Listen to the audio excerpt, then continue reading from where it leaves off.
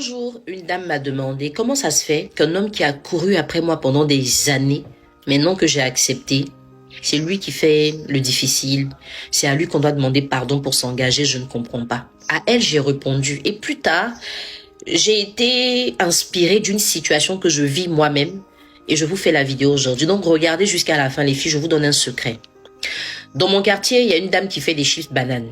Elle fait non mûr, elle fait mûr. Mais moi, je préfère non mûr. Donc, les chips salés. Elle fait ça tellement bien que j'arrive pas à acheter ailleurs. Mais le problème avec elle, c'est que chaque fois que tu vas acheter, elle va te dire, viens demain, viens après-demain. Aujourd'hui, j'ai pas envie de faire, faut venir demain. Et c'est tout le temps pareil. Donc, le jour où tu as envie de manger les chips là, tu vas pas manger. Hein. C'est quand tu n'y penses plus, c'est là qu'elle va te donner. Mais pourtant, c'est quelque chose qu'on paie avec l'argent, on lui demande pas en fait. Et puis, on paye pas 2, 3, on peut payer 10, on peut payer 15. Donc, pourquoi elle fait tout ça? Mais comme elle faisait bien, on était obligé de faire avec. Ok. Et puis la vie fait que un jour je dis à ma nounou, écoute, cherche quelqu'un d'autre qui fait parce que ça fait trop de caprices commercialement, j'aime pas ça. Et la fille, elle s'en va, elle cherche, elle trouve une dame. La dame fait des chips, mais c'est pas aussi bien que la première. Donc le premier jour quand je mange, je dis, hey, vraiment, la dame là, ses chips sont tellement bien faits.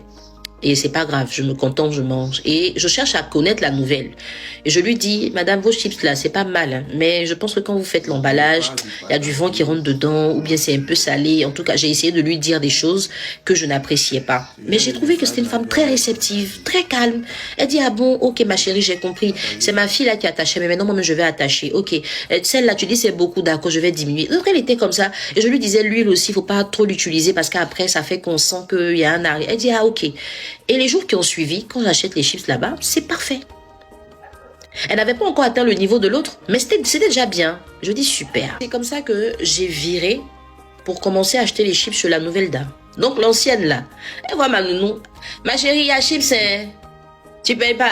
Elle dit non, non, ma tante a déjà payé. Elle a payé chez moi.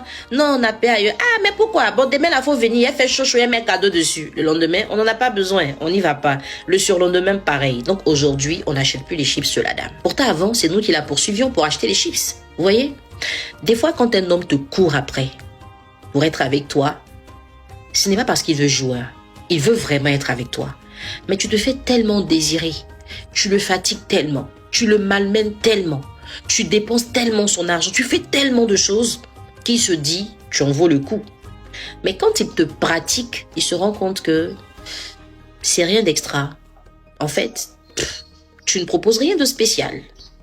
La personne qu'il a pensé que tu étais, qui faisait qu'il te courait après, dans la pratique de la relation, c'est pas ce qu'il voit. Donc, il est déjà déçu. Mais il se dit, c'est pas grave, je vois. Mais plus vous avancez, plus il est déçu parce qu'il se rend compte qu'il a mal jugé la chose.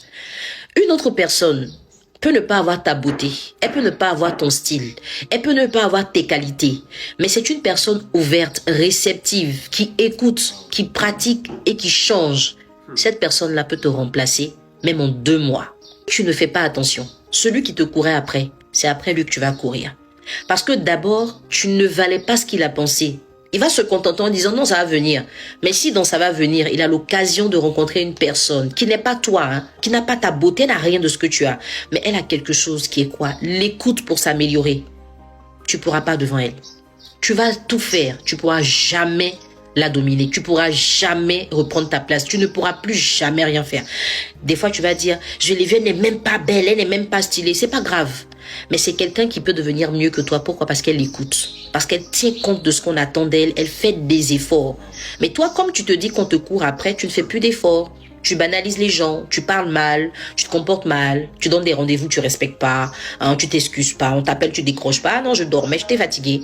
À un moment là, c'est toi qui vas courir après la personne. Donc, le secret que je te donne, n'arrête jamais de te bonifier. D'accord? N'arrête jamais d'apprendre, peu importe de qui tu apprends, apprends. Et ne malmène pas les gens qui tiennent à toi. Non, ne le fais jamais. Si la personne ne t'intéresse pas, faut lui dire vraiment, frère, je préfère qu'on reste amis, ça m'intéresse pas.